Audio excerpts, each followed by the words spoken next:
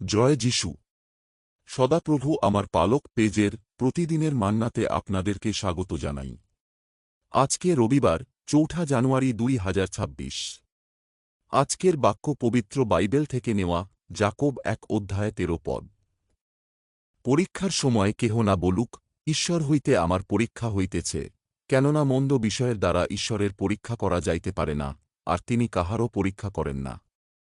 প্রলোভনের প্রচণ্ড শক্তি সম্পর্কে একমাত্র তারাই জানে যারা প্রলোভন প্রতিরোধ করার চেষ্টা করছে।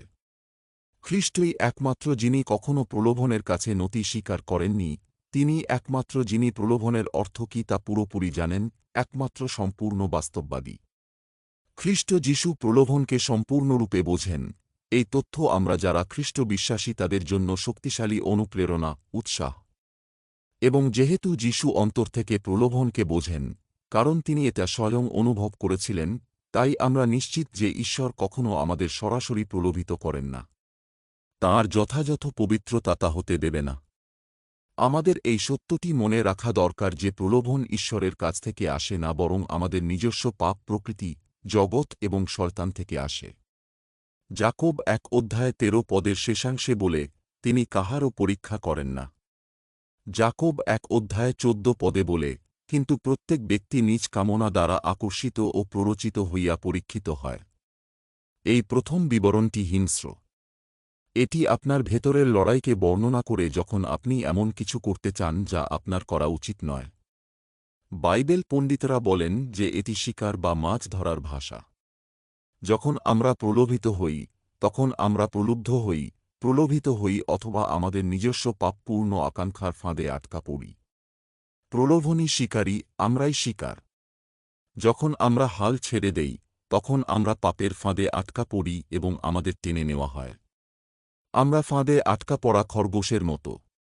যাকোব ১:১৫ পদে বলে, পরে কামনা সগর্ভা হইয়া পাপ প্রসব করে, এবং পাপ পরিপক্ব হইয়া মৃত্যুকে জন্ম দেয়।